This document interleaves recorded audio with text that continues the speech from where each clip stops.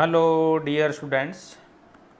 देखिए आज हम करेंगे अभ्यास और पाठ्य पुस्तक के प्रश्न उत्तर। लेसन नंबर 7 जीवों में विविधता। हरियाणा बोर्ड की जो हमारी बुक है एनसीईआरटी की बुक है, उसमें जो अभ्यास और पाठ्य पुस्तक के प्रश्न उत्तर होते हैं, कुछ तो पाठ के अंत में दिए होते हैं और कुछ पाठ के बीच बीच में दिए होते हैं। आज हम उनको करेंगे। ये हमारा 5th वीडियो होगा, 5वां वीडियो है जीवों में विविधता लेसन पर। इससे पहले हमने जो 4 वीडियो बनाए हैं उसमें हमारी जो हरियाणा बोर्ड की बुक है उसको एक्सप्लेन किया गया है पॉइंट वाइज, तो उनको आप ज़रूर देखिए। तो चलिए शुरू करते हैं। आज का टॉपिक अभ्यास के प्रश्न उत्तर करेंगे। पहले क्वेश्चन नंबर 1 क्या कहता है, जीवों के वर्गीकरण का मतलब बांटना के क्या लाभ हैं। जीवों के वर्गीकरण से हमें उनका अध्ययन करने में सहूलियत होती है, आसानी होती है। वर्गीकरण की मदद से हम बीमारियों और उनके इलाज का पता करने में भी मदद मिलती है। जैसे मान लो हम एक डॉक्टर के पास जाते हैं, तो डॉक्टर जो हैं वर्गीकरण में आ गए। कैसे कि जैसे आँखों का डॉक्टर अलग है, कानों का डॉक्टर अलग है, और बीमारियों के अलग अलग बीमारियों के अलग अलग डॉक्टर हैं। तो उससे क्या होगा, अगर हम मान लो सिर्फ कान वाले डॉक्टर के पास जाएंगे तो कानों की हर बीमारी का अच्छे से वो इलाज कर सकता है। सभी बीमारियां एक ही डॉक्टर के बस की बात नहीं होती, इसलिए वर्गीकरण करते हैं हम। अब जैसे हमें मान लो ये कहा जाए कि वृक्षों को गिनिए, अब वृक्षों को गिनिए हमें दिक्कत हो जाएगी, सारे वृक्ष हम कैसे गिनेंगे। तो हम कर सकते हैं, वे पहले आम के वृक्ष गिन लिए, फिर जामुन के वृक्ष गिन लिए। इस तरह से हम उनका वर्गीकरण कर देते हैं। जैसे जीवों में बांट दिया, भी जैसे भी ये पशु हैं, ये पक्षी हैं, इस तरह से बांट दिया। आगे से आगे हम उनका वर्गीकरण करते जाते हैं, जिससे कि हमें पढ़ने में आसानी हो, जिनका अध्ययन आसान हो जाए। बस यही कारण है वर्गीकरण का। क्वेश्चन नंबर 2, वर्गीकरण में पदानुक्रम निर्धारण के लिए 2 लक्षणों में आप किस लक्षण का चयन करेंगे। देखिए जब हम वर्गीकरण करते हैं, उसका पदानुक्रम करते हैं, तो हमें 2 प्रकार के लक्षण देखने को मिलेंगे। सबसे पहला तो यही है कि जीवों की कितनी बड़ी संख्या में समान है। कहने का मतलब सबसे पहले यह देखना होगा कि वह लक्षण जीवों की कितनी संख्या में समान है। और दूसरा, यदि लक्षण कम जीवों में समान होगा तो पदानुक्रम सबसे निचले स्तर पर होगा। यदि लक्षण अत्यधिक जीवों में समान होगा तो पदानुक्रम ऊपर वाले स्तर पर होगा। फिर जैसे मान लो मनुष्य है, हमारे पास सबसे कॉमन लक्षण क्या है, अभी वो सभी चलते हैं, फिरते हैं, खाना खाते हैं, सांस लेते हैं, तो ये सभी जीवों में होता है। इसलिए ये लक्षण हम पहले लेंगे और जो बाद के लक्षण बाद में लेंगे, ठीक है ना। नेक्स्ट क्वेश्चन, जीवों के 5 जगत में वर्गीकरण के आधार की व्याख्या कीजिए। देखिए क्वेश्चन हमने पूरा डिटेल में अध्ययन किया है पहले। तो जीवों के जो 5 जगत हैं, तो उसके वर्गीकरण के आधार हमारे पास क्या है, किस आधार पर हम उसका वर्गीकरण करते हैं। पहला पॉइंट देखिए, झिल्ली युक्त कोशिकांग की उपस्थिति या अनुपस्थिति के आधार पर जीवों को 2 वर्गों में बांट दिया, सीधा डायरेक्ट। बहुत इंपॉर्टेंट क्वेश्चन है, प्रोकैरियोटी और यूकैरियोटी हर बार जो है एग्जाम में आता है। ये इसको अच्छे तरीके से याद कर लीजिए कि यहीं से हमारा जीवों का वर्गीकरण शुरू होता है, प्रोकैरियोटी और यूकैरियोटी। मतलब कोशिकांग उसमें है या नहीं है, क्योंकि देखिए हमारा शरीर कोशिकाओं से मिलकर बना हुआ है, और कोशिकाओं के अंग हो गए, इसके बाद आगे अलग अलग अंग होते हैं कोशिकाओं के, फिर ऊतक बन गई। तो इसका मतलब सबसे पहले यही जरूरी है देखना भी किस में कोशिकांग की उपस्थिति है और किस में नहीं है। 2 पार्ट में ये डिवाइड हो गया। तो जिन जीवों में कोशिकाओं में सुस्पष्ट केंद्रक और झिल्ली युक्त कोशिकांग नहीं होते, उन्हें हम प्रोकैरियोटी कहते हैं। इसको याद कर लीजिए, क्वेश्चन बार बार आता है। पिछले चैप्टर में भी ये क्वेश्चन था, बहुत अच्छा क्वेश्चन था ये, और पूरी डिटेल में हमने इसको लिया है। जिन जीवों की कोशिकाओं में सुस्पष्ट केंद्रक और झिल्ली युक्त कोशिकांग होते हैं उसे यूकैरियोटी कहते हैं। मतलब पहला आधार तो हमारा ये हुआ। दूसरा आधार क्या है? कुछ जीव एक ही कोशिका से बने होते हैं, उन्हें एक कोशिक जीव कहते हैं।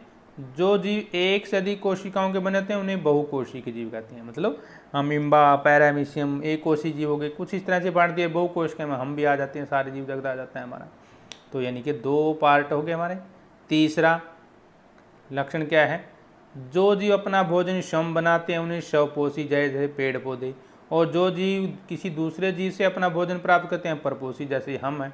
पेड़ पौधों को छोड़ के सारे परपोषी होते हैं। सिर्फ पौधे ही स्वपोषी हैं जो अपना भोजन प्रकाश संश्लेषण की क्रिया के द्वारा बनाते हैं। तो यानी कि हमारे पास मुख्य रूप से 3 तरह के पॉइंट हैं जिसमें हम जीवों का वर्गीकरण करते हैं। एक तो कोशिका के आधार पर करते हैं, किसमें कोशिका है और किसके अंदर कोशिकांग नहीं है।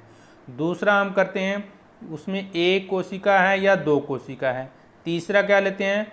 प्रकाश संश्लेषण की क्रिया करता है या नहीं करता, मतलब स्वपोषी है या परपोषी है। सबसे मुख्य आधार हमारा ये 3 है। नेक्स्ट क्वेश्चन हमारा, पादप का मतलब पौधा। पादप मीन पौधे होते हैं जो हमारे, उसमें प्रमुख वर्ग कौन है? इस वर्गीकरण का आधार क्या है? तो पादप जग के वर्गीकरण का आधार जो होगा हमारे पास इस तरह से होगा। नंबर 1 देखिए, पहला पॉइंट, पादप शरीर के प्रमुख घटक पूरी तरह से विकसित, तर्स की जगह ये तरह है, पूरी तरह से विकसित और विभेदित हैं या नहीं। ठीक है, पहला पॉइंट है अभी, मतलब जो उसके पूरे शरीर के घटक हैं वो पूरी तरह से विकसित हैं और विभेदित हैं या नहीं है। जैसे हमने ऊपर वाला क्वेश्चन किया, उसमें कोशिका है या नहीं है, स्वपोषी है या परपोषी है, सेम वही सिस्टम पौधों में लेकर चलते हैं। फिर वही उत्तक इसमें है या नहीं है। ठीक है, पौधों की। फिर देखेंगे भी पौधे बीज बनाते हैं या नहीं बनाते हैं। कुछ में बीज होते हैं, कुछ में, जैसे गन्ना है हमारा, उसका बीज नहीं होता तो कलम चलती है उसकी।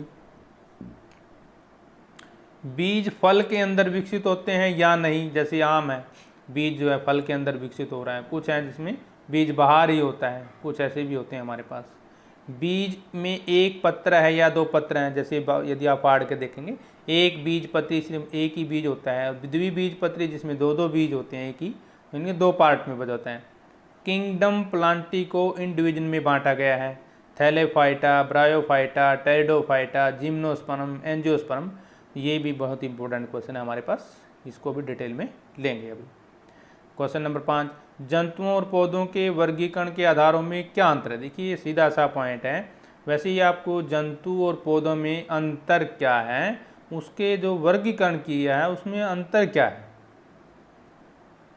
देखिए जो पौधे होते हैं उसमें विभेदन को आधार बनाया गया है। किस तरह से हम विभेद करते हैं, जैसे पौधे में जड़ होगी, तना होगी, पत्ती, फूल, ये 4 पॉइंट इसमें हो गए पौधे में। तो ठीक है ना, इसकी उपस्थिति है या नहीं है, एक तो ये पॉइंट हो गया। जैसे पौधे की जड़ है, तना है, पत्ती है, फूल, उसमें है या नहीं है, एक तो आधार ही होगा। दूसरा, जंतुओं के वर्गीकरण के लिए उनके शरीर का संगठन देखा जाता है। इनमें तो हम ये 4 चीज़ देखते हैं भी ये 4 चीज़ें हैं या नहीं है, और इसमें संगठन देखते हैं, मतलब केवल कोशिकाओं का स्तर जटिल होकर अंग तंत्र तक पहुंच गया है, ये हम इसमें देख कर चलते हैं। आगे वर्टिब्रेटा यानी कि कशेरुक प्राणी को विभिन्न वर्गों में बांटने के आधार की व्याख्या कीजिए। तो इसमें हमने मुख्य रूप से क्या लिया है, जिन कशेरुकी के जबड़े नहीं होते उन्हें साइक्लोस्टोमेटा ग्रुप में रखा गया है, जबड़े वाले जंतुओं को नेथोस्टोमेटा ग्रुप में रखा गया है। ये 2 ग्रुप बनाते हैं मैंने वर्टिब्रेटा की जब बात करते हैं। और इसके बाद देखिए जो हमारा नेथोस्टोमेटा है उसको 5 पार्ट में डिवाइड किया गया है। सबसे पहला मत्स्य यानी कि मछलियों से संबंधित, इन जीवों की त्वचा स्केल से ढकी होती है जिसको शल्क बोलते हैं। स्केल यानी कि शल्क, गमन करने के लिए मांसल पूंछ होती है और पख होते हैं। देखिए पख होते हैं, पंख नहीं, पख, ये ध्यान रखेंगे। श्वसन के लिए गिल होते हैं, ठीक है ना। हृदय 2 कक्ष का होता है। ये मछलियों के मत्स्य वर्ग के गुण है, नोट कर लीजिए दोबारा से। त्वचा स्केल से ढकी होती है। गमन करने के लिए मांसल पूंछ हैं, पख होते हैं, श्वसन के लिए गिल होते हैं, हृदय 2 कोशिका होता है। फिर हमारे पास उभयचर। उभयचर का मतलब जो दोनों जगह रह सकते हैं, स्थल पर भी और जल में भी। इन जीवों की त्वचा चिकनी होती है, गमन करने के लिए 4 पैर होते हैं, श्वसन के लिए फुफ्फुस होते हैं, हृदय 3 कक्ष को। देखिए मत्स्य में हृदय 2 कक्ष का था, लेकिन इसमें उभयचर में 3 कक्ष हो गया। वो सांस कैसे ले लेते हैं हम, उसमें कुछ और था सांस का तरीका, इसमें क्या है फुफ्फुस। इसके बाद आता है सरीसृप, सांपों से संबंधित। ये रेंगने वाले जीव होते हैं, जैसे सांप रेंग के चलता है। इनमें भी श्वसन के लिए फुफ्फुस होते हैं। इनके अंडे के ऊपर कठोर कवच होता है, आपने सभी के अंडे देखे होंगे तो कठोर होता है ऊपर से, ठीक है ना। हृदय इनका भी 3 कक्ष वाला होता है, लेकिन मगरमच्छ के हृदय में 4 कक्ष होते हैं, याद कर लीजिए। मगरमच्छ के हृदय में 4 कक्ष होते हैं। देखिए हमने ऊपर मत्स्य वाला पॉइंट देखा था, मत्स्य में मगरमच्छ नहीं आता, क्योंकि इनके 2 कक्ष होते हैं, वो मत्स्य में आएंगे, ठीक है ना। लेकिन उभयचर में 3 आते हैं कक्ष, और जब मगरमच्छ की बात आ गई तो कितने होते हैं, 4 कक्ष होते हैं, और सरीसृप में 3 कक्ष होते हैं। इसके बाद करते हैं पक्षियों की बात, बर्ड्स की बात। इनके हृदय में 4 कक्ष होते हैं, देखिए ध्यान से, और समतापी होते हैं, मतलब अपने शरीर का तापमान बनाए रखते हैं। त्वचा के ऊपर पंख होते हैं, देखिए उनमें पख थे, मछलियों में मत्स्य में पख होते हैं, इनमें पंख होते हैं। अगले पैरों का रूपांतरण डैनों में होता है, जो उड़ने के काम आते हैं। इसके बाद हमारे पास स्तनपायी।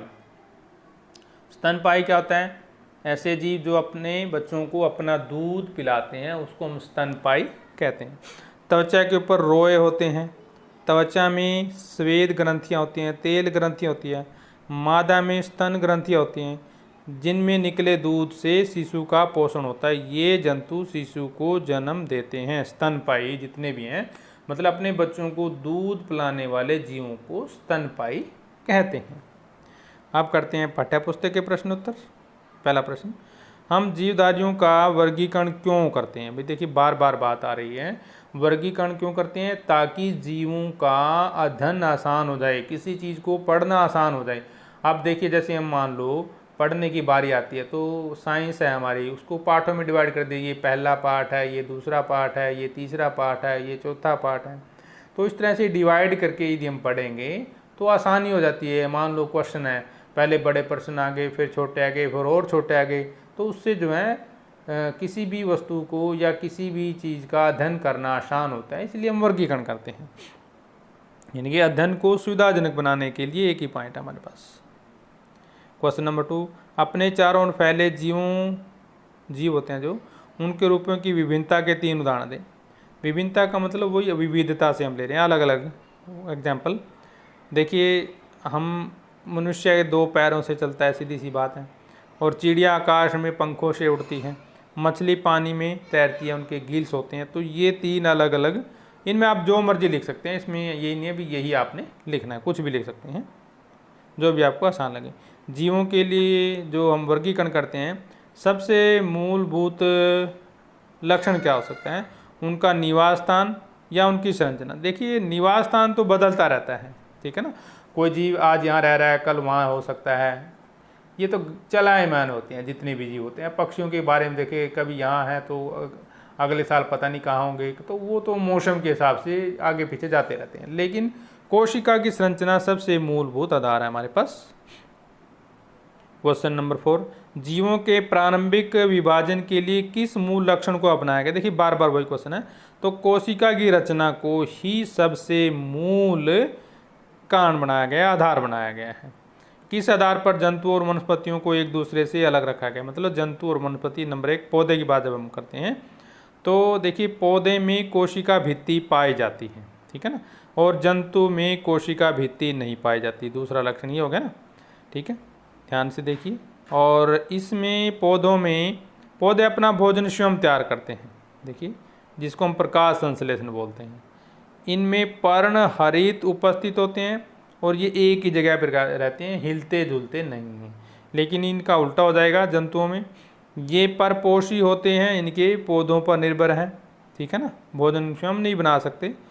इनमें पर्ण हरित उपस्थित नहीं होता, पौधों में होता है, ठीक है ना। और एक स्थान पर कभी नहीं ठहरते, चलते फिरते रहते हैं। ये हो गया पौधे में और जंतु में आधार का डिफरेंस क्या है। आदिम जीव किसे कहते हैं? आदिम का मतलब बहुत पुराने। तथाकथित उन्नत जीवों से किस प्रकार भिन्न? जिन जीवों का उद्भव बहुत पहले हुआ था उन्हें हम आदिम जीव कहते हैं।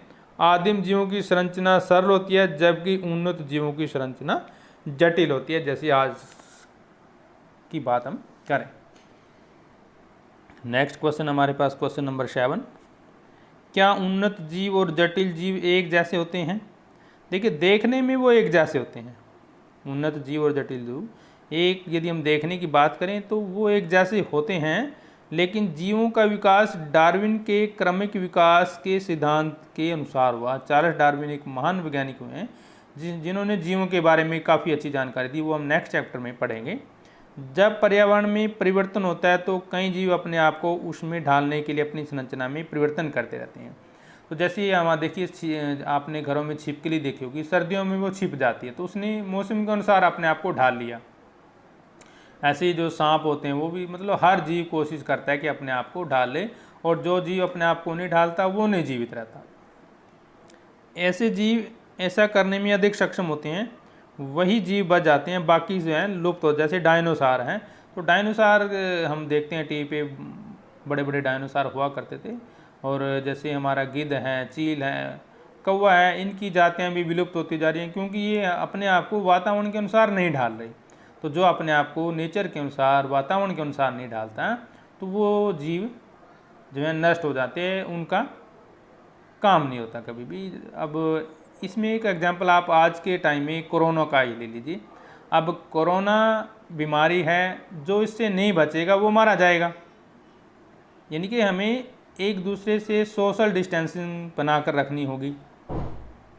दूसरा, आपको पढ़ने का तरीका भी बदल गया आपका। पहले आप स्कूल में जाते थे, बोर्ड पे पढ़ते थे, लेकिन अब आपको घर से पढ़ने पड़ रहा है। यदि आप मानो घर से नहीं पढ़ोगे तो आपकी स्टडी भी प्रभावित होगी, तो आप जो है फिर आपको समस्याएं रहेंगी। तो इसलिए हम कहते हैं कि जो अपने आप को मौसम के अनुसार ढाल लेता है वही अच्छा जीव माना जाता है।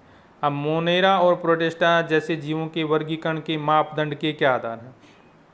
बार बार वही है, देखिए, सुस्पष्ट केंद्रक और झिल्लीयुक्त अंग कोशिकांग ही मेन है हमारे पास, उसमें है या नहीं है।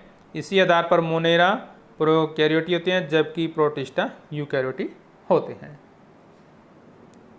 Question number 9।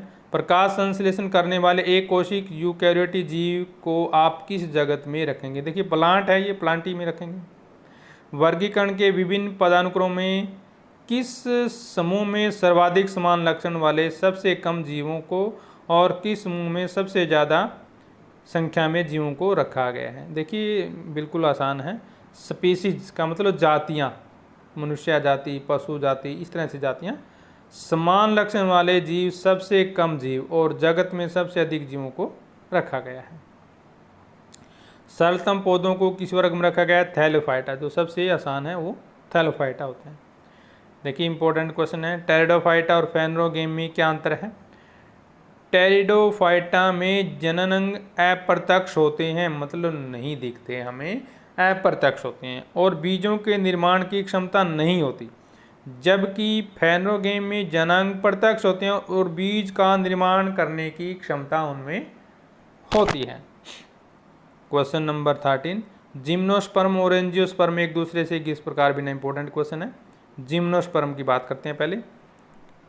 इनमें फल जो है बीज फलों के अंदर बंद नहीं होते, बाहर होते हैं, खुले होते हैं। उदाहरण पाइनस साइकस।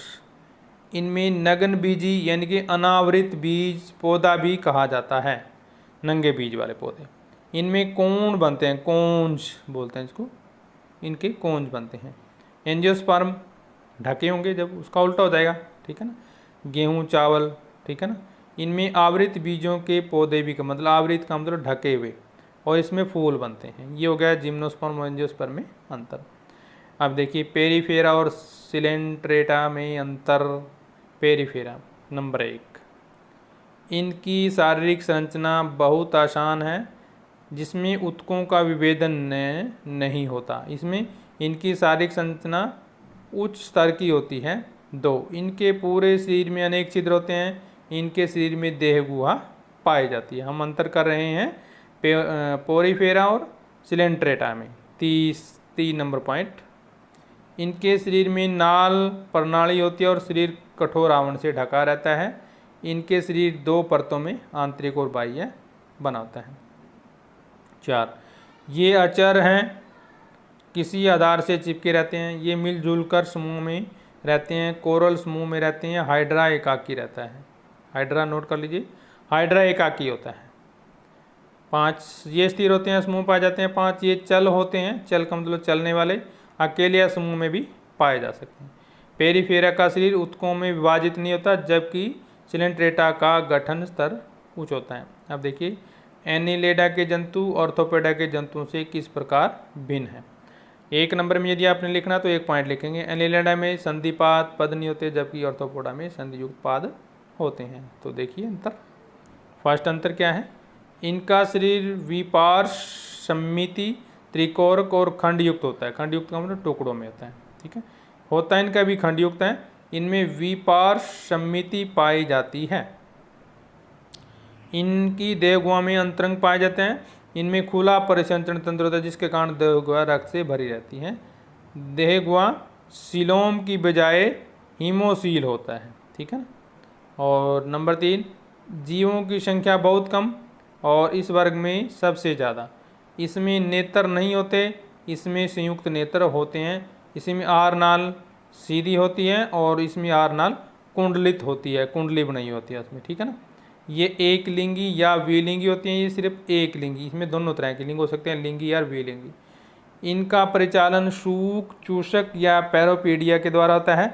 इनका परिचालन क्या होता है, संयुक्त अंगों के द्वारा होता है। नंबर 8, इनमें बाहरी कंकाल नहीं होता। इनका बाहरी कंकाल काइटिन से बना होता है। नेक्स्ट क्वेश्चन, जल स्थल और सरीसृप में बिल्कुल आसान है। जल, स्थलचर, सरीसृप। इनकी त्वचा पर श्लेष्म ग्रंथियाँ होती हैं तथा शल्कों का अभाव होता है। इनका शरीर शल्कों से ढका होता है। 2, इनमें हड्डियों से बना होता है और कंकाल होता है। इनमें बाह्य कंकाल नहीं होता। इनमें श्वसन गलफड़ों, त्वचा या फेफड़ों द्वारा हो सकता है, किसी भी तरीके से हो सकता है। इनमें श्वसन सिर्फ फेफड़ों के द्वारा ही होगा।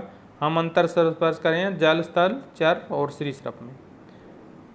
क्वेश्चन नंबर मतलब पॉइंट नंबर 4, इनके हृदय में 2 आलिंद और 1 निलय होता है और उसमें क्या होता है, 2 आलिंद अपूर्ण रूप से बटा निलय होता है। ये सदा जल में अंडे देते हैं जो कवच रहित होते हैं। ये स्थल पर कवच युक्त अंडे देते हैं, उल्टा काम हो रहा है। ये जल और स्थल दोनों जगह रह सकता है। ये स्थल पर ही रहते हैं और रेंग कर चलते हैं। नेक्स्ट क्वेश्चन, पक्षी वर्ग और स्तनपायी वर्ग के जंतुओं में अंतर। पक्षी और स्तनपायी जो अपने बच्चों को दूध पिलाते हैं। पक्षी वर्ग में देहे परों तथा पंखों की ढकी होती हैं, शरीर पर बाल होते हैं। कंकाल हल्का, वायु में उड़ने में सहायक। हृदय 4 वेशमी यानी कि 4 कक्षीय होता है। वायुवासी और ये स्थलीय हैं तथा विभिन्न वास में अनुकूलित होते हैं। उदाहरण मोर, कबूतर, शुतुरमुर्ग आदि। इसमें उदाहरण लेंगे शेर, मनुष्य, बंदर आदि। तो ये थे हमारे जो लेसन नंबर 7 हैं, जीवों में विविधता के पाठ्य पुस्तक और अभ्यास के प्रश्न उत्तर। तो प्रश्नों को लिखिए भी और याद भी कीजिए और चैनल को लाइक भी कीजिए, सब्सक्राइब भी कीजिए। नेक्स्ट वीडियो के लिए हम जल्दी हाजिर होंगे, तब तक आपसे लेते हैं इजाज़त। जय हिंद।